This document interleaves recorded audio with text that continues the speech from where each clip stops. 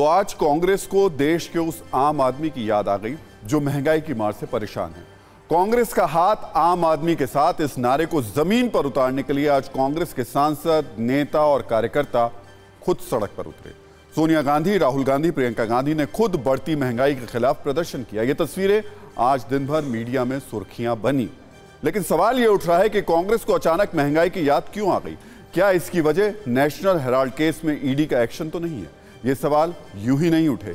ये सवाल इसलिए उठे क्योंकि कांग्रेस के अखिल भारतीय धरना प्रदर्शन से पहले राहुल गांधी ने जो प्रेस कॉन्फ्रेंस की, उसमें आधा समय ईडी और सरकारी एजेंसियों को समर्पित था।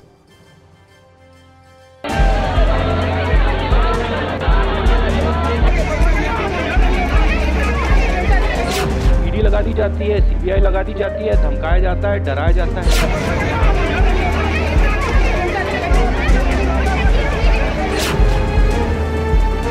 ईडी ऑफिसर्स ने मुझे इंटेरोगेट किया। हिंदुस्तान के इंस्टीट्यूशंस आरएसएस, बीजेपी के कंट्रोल में। राहुल गांधी की ये प्रेस कॉन्फ्रेंस महंगाई के खिलाफ कांग्रेस के अखिल भारतीय प्रोटेस्ट से पहले की है। नेशनल हेराल्ड केस में ईडी के एक्शन का असर कांग्रेस और राहुल गांधी पर कुछ ऐसा हुआ कि महंगाई के खिलाफ हुई प्रेस कॉन्फ्रेंस में राहुल गांधी को बार बार ईडी की याद आती रही। आज इंफ्रास्ट्रक्चर सरकार का पूरा एक पार्टी के साथ, फाइनेंशियल इंफ्रास्ट्रक्चर उनके साथ है। अगर कोई दूसरी पॉलिटिकल पार्टी को सपोर्ट करना चाहे, उस पर ईडी लगा दी जाती है, सीबीआई लगा दी जाती है, धमकाया जाता है, डराया जाता है। नेशनल हेराल्ड समेत कई दूसरे केस में कांग्रेस नेताओं पर जांच एजेंसियों का शिकंजा कसा है। इसलिए आज महंगाई के बहाने कांग्रेस ने सड़क पर शक्ति प्रदर्शन किया।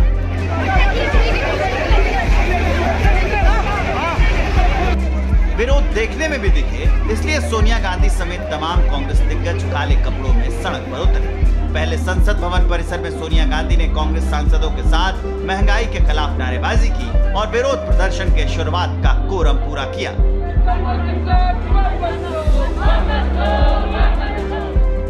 इसके बाद राहुल गांधी ने मोर्चा संभाला।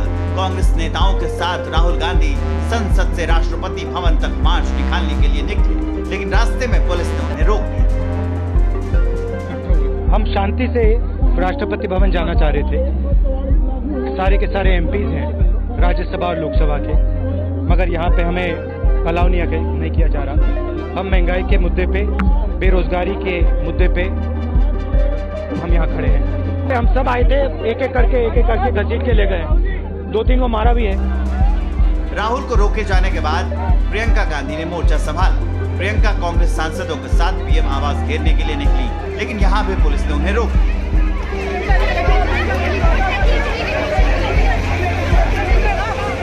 को लगता है कि जितने भी इनके विपक्ष में जो कुछ कहता है उनको ये दबा सकते हैं, और इनको ये लगता है कि दबाने के बाद, ऐसे अपनी फोर्स दिखाने के बाद हम चुपचाप से समझौता करके बस में बैठ जाएंगे इनके साथ। तो क्यों करें हम तो एक मकसद से है ना यहाँ। हमारा मकसद ये है कि हम, इनके मंत्री कह रहे हैं इनको महंगाई नहीं दिखती, तो हम पीएम हाउस तक चल के महंगाई दिखाना चाहते हैं।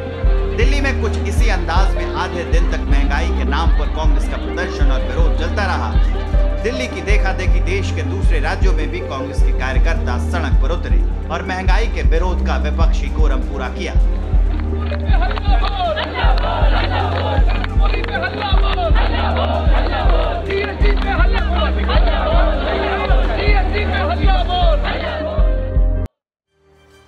महंगाई के खिलाफ अपना विपक्षी दायित्व पूरा करने के लिए सड़क पर उतरने से पहले राहुल गांधी ने प्रेस कॉन्फ्रेंस की। आमतौर पर नेता किसी बड़े मुद्दे पर प्रदर्शन से पहले उस मुद्दे को लेकर प्रेस कॉन्फ्रेंस करते हैं। इस प्रेस कॉन्फ्रेंस में नेता बताते हैं कि उनका एजेंडा क्या है, विरोध की उनकी वजह क्या है। करीब आधे घंटे की प्रेस कॉन्फ्रेंस में राहुल गांधी ने महंगाई शब्द का 14 बार इस्तेमाल किया, यानी हर 2 मिनट में एक बार महंगाई शब्द का इस्तेमाल किया गया। राहुल गांधी ने पूरी प्रेस कॉन्फ्रेंस में 7 बार ईडी और सरकारी एजेंसी शब्द का इस्तेमाल किया। प्रेस कॉन्फ्रेंस में राहुल गांधी ने 4 बार सीबीआई शब्द का इस्तेमाल किया, यानी राहुल गांधी ने कुल 11 बार ईडी, सरकारी एजेंसी और सीबीआई शब्द का इस्तेमाल किया। मतलब कि अपनी प्रेस कॉन्फ्रेंस का करीब आधा समय राहुल गांधी ने ईडी और सरकारी एजेंसियों के जिक्र में गुजार दिया। यहां हम आपको याद दिलाना चाहेंगे कि राहुल गांधी की यह प्रेस कॉन्फ्रेंस महंगाई पर थी। इस दौरान राहुल गांधी ने लोकतंत्र, तानाशाही और अटैक जैसे शब्दों को भी इस्तेमाल किया। इन शब्दों के जरिए राहुल गांधी ने साबित करना चाहा कि देश में लोकतंत्र नहीं है और एजेंसियां विपक्ष को परेशान कर रही हैं। हालांकि इसका जवाब भी राहुल गांधी को मिला। हिंदुस्तान में कोई भी व्यक्ति किसी भी पार्टी का, non political, political, film star, कोई भी अगर सरकार के खिलाफ कुछ बोलता है, उस पे हिंदुस्तान के सारे इंस्टीट्यूशन का वजन पड़ जाता है। ये कांग्रेस, लोकतंत्र आज हिंदुस्तान में नहीं है, खत्म हो गया है। नहीं, मैंने ये कहा इमरजेंसी में कौन हत्या किया था और उनके पार्टी में लोकतंत्र है क्या? जिन लोगों ने उनके पार्टी में चुनायित अध्यक्ष को, इलेक्टेड प्रेसिडेंट के लिए मांग किया, उन लोगों को क्या किया है ये लोग? तो इसीलिए इसमें कोई अर्थ नहीं। Law is taking its course. तो महंगाई ऐसा जन लुभावन मुद्दा है जिसका इस्तेमाल हर पार्टी अपने फायदे के लिए करती है। पार्टियां जब किसी संकट में होती हैं तब उन्हें अचानक महंगाई की याद आ जाती है और महंगाई के रेडीमेड मुद्दे को उठाकर वो लोगों को संदेश देने की कोशिश करती हैं कि असल में वो आम आदमी के मुद्दे पर ही संसद से सड़क तक लड़ाई लड़ेंगे। यहां हम आपको बताना चाहेंगे कि संसद में 1 और 2 अगस्त को महंगाई पर चर्चा हुई। 1 अगस्त को लोकसभा और 2 अगस्त को राज्यसभा में महंगाई पर चर्चा की गई। मौजूदा सत्र में अब तक लोकसभा में करीब 34 घंटे और राज्यसभा में करीब 29 घंटे काम हुआ है। इन कामकाजी घंटों में महंगाई से जुड़े मुद्दे पर चर्चा महज चंद घंटे हुई। महंगाई पर विपक्ष और खासतौर पर राहुल गांधी की चिंता का जिक्र करते हुए हम आपको यह भी बताना चाहेंगे कि कांग्रेस ने सदन में महंगाई पर चर्चा के लिए क्या क्या किया। इससे तस्वीर थोड़ी और साफ हो जाएगी। कांग्रेस सांसद माणिक टैगोर ने लोकसभा में 18 जुलाई को महंगाई पर चर्चा के लिए नोटिस दिया था। कांग्रेस सांसद केसी वेणुगोपाल ने 1 अगस्त को सरकारी एजेंसियों के इस्तेमाल पर चर्चा के लिए राज्यसभा में नोटिस दिया था। कांग्रेस सांसद के सुरेश ने 3 अगस्त को नेशनल हेराल्ड केस का जिक्र करते हुए विपक्ष के खिलाफ एजेंसियों के इस्तेमाल पर चर्चा के लिए लोकसभा में नोटिस दिया था। कांग्रेस सांसद माणिक टैगोर ने भी लोकसभा में 3 अगस्त को नेशनल हेराल्ड के दफ्तर में ईडी की जो सर्च थी उस पर चर्चा के लिए लोकसभा में नोटिस दिया था। के सुरेश ने 4 अगस्त को फिर यंग इंडिया और नेशनल हेराल्ड केस पर चर्चा के लिए लोकसभा में नोटिस दिया। कांग्रेस सांसद ज्योति मणि ने 4 अगस्त को ईडी की कार्रवाई पर चर्चा के लिए लोकसभा में नोटिस दिया। यहां हमने आपको कांग्रेस की तरफ से संसद में चर्चा के लिए दिए गए चंद नोटिस का जिक्र किया है। संभव है कुछ नोटिस हमसे छूट गए हों, लेकिन यहां हम जरूर बताना चाहेंगे कि 18 जुलाई को सिर्फ एक बार कांग्रेस को महंगाई पर चर्चा की फिक्र हुई, लेकिन उसके बाद 5 बार कांग्रेस सांसदों ने सिर्फ और सिर्फ ईडी और सरकारी एजेंसियों की कार्रवाई के खिलाफ चर्चा के लिए नोटिस दिया। यानी आज महंगाई पर सड़क पर हंगामा करने वाली कांग्रेस को संसद में जाते ही सिर्फ ईडी और नेशनल हेराल्ड की फिक्र रहती है और यही फिक्र राहुल गांधी की उस प्रेस कॉन्फ्रेंस में भी दिखती है जो महंगाई के नाम पर बुलाई गई थी। वो सब जो इंस्टीट्यूशंस हैं वो सब के सब सरकार को पूरा सपोर्ट दे रहे हैं। क्यों? क्योंकि सरकार ने अपने लोग इंस्टीट्यूशंस के अंदर बैठा रखे हैं। हिंदुस्तान का आज हर इंस्टीट्यूशन इंडिपेंडेंट नहीं है।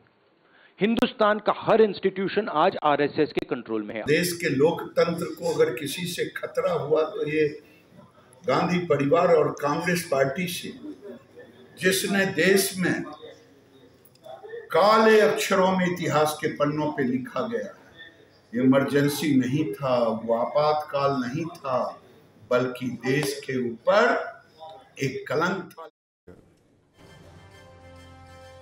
महंगाई पर सिर्फ विपक्ष कटघरे में है ऐसा नहीं है। यह सच है कि विपक्ष की कुछ पार्टियां महंगाई का इस्तेमाल खुद को जांच से बचाने और अपने नेताओं को बचाने के लिए कर रही हैं, लेकिन सच यह भी है कि महंगाई बड़ी है और महंगाई आम आदमी की जेब जला रही है। हम आपको सिर्फ सीएनजी के दाम की कहानी सुना देते हैं। सीएनजी को डीजल पेट्रोल से सस्ता बताकर इंड्यूस किया गया था, लेकिन यहां पर आपको बताना चाहेंगे कि मई 2021 से मई 2022 के बीच सीएनजी के दाम करीब 33 रुपए बढ़ गए। दिल्ली में एक साल में सीएनजी के दाम करीब 60% बढ़ गए। मार्च 2022 से मई 2022 के बीच सीएनजी के दाम 13 बार बढ़ाए गए और इस दौरान सीएनजी करीब 20 रुपए महंगी हुई। सीएनजी ईंधन का सस्ता विकल्प है, ये सोचकर लाखों लोगों ने सीएनजी वाली महंगी गाड़ियां खरीदी, लेकिन आज नौबत यह है कि सीएनजी के दाम करीब करीब डीजल के बराबर हैं और सस्ते फ्यूल के नाम पर महंगी गाड़ी खरीदने वाले लोग खुद को ठगा हुआ महसूस कर रहे हैं। राहुल गांधी खुद दिल्ली में रहते हैं। दिल्ली में सीएनजी की हजारों गाड़ियां हैं, लेकिन राहुल गांधी ने अपनी प्रेस कॉन्फ्रेंस में उन मुद्दों का जिक्र नहीं किया जिनसे आम आदमी सफर कर रहा है। हाँ, राहुल गांधी ने उन मुद्दों का जिक्र जरूर किया जिससे कांग्रेस सफर कर रही है, यानी ईडी। आज सबसे ज्यादा अनएम्प्लॉयमेंट हिंदुस्तान में, महंगाई बढ़ती जा रही है, गैस सिलेंडर की प्राइसेस बढ़ती जा रही हैं। पता नहीं, शायद मतलब फाइनेंस मिनिस्टर को मतलब ये आंकड़े दिख ही नहीं रहे हैं, या उनको बताया गया है कि बस बोलते जाइए, बट ये रियलिटी नहीं है। महंगाई और बेरोजगारी की चर्चा होती है तो चर्चा में आते नहीं। महंगाई और बेरोजगारी एक बहाना है, सही कारण है ईडी को धमकाना, डराना और परिवार को बचाना। लेकिन हम बात कर रहे थे महंगाई की, क्योंकि कांग्रेस का आज का प्रदर्शन महंगाई को लेकर के था। महंगाई पर विपक्ष और सरकार की इस राजनीतिक तकरार के बीच आज आम आदमी को महंगाई का एक और झटका लगा। आज भारतीय रिजर्व बैंक ने रेपो रेट में 0.50% इजाफा किया। इससे रेपो रेट 4.90% से बढ़कर 5.40% हो गया। रेपो रेट का बढ़ना अर्थशास्त्र का बहुत जटिल विषय नहीं है। इसे आपकी और हमारी जेब पर बोझ बढ़ेगा, इसे सीधे तौर पर समझा जा सकता है। रेपो रेट बढ़ने से हर वो चीज महंगी हो जाएगी जो आम आदमी का सपना होता है। यहां हम आपको बताना चाहेंगे कि रेपो रेट बढ़ने से होम लोन की ईएमआई बढ़ेगी, यानी घर का सपना महंगा होगा। ऑटो लोन की ईएमआई बढ़ेगी, यानी अपनी गाड़ी का सपना भी महंगा हो जाएगा। पर्सनल लोन की ईएमआई भी बढ़ जाएगी, यानी जो भी जरूरी सामान आप खरीदना चाहेंगे वो महंगा होगा। यानी महंगाई से परेशान आम आदमी पर महंगाई की एक और मार पड़ी। भारत में बैक टू बैक लगातार 3 बार ब्याज दरों में बड़ी बढ़ोतरी हो चुकी है। 50 बेसिस पॉइंट की बढ़ोतरी आज हुई है। इसका असर हमें सबसे ज्यादा दिखाई पड़ेगा छोटे उद्योगों पर, जिन्हें अपना कारोबार दोबारा शुरू करने के लिए, कोविड के बाद मांग निकलते समय उत्पादन शुरू करने के लिए इसका सस्ता कर्ज चाहिए, उनके लिए कर्ज महंगा हो रहा है।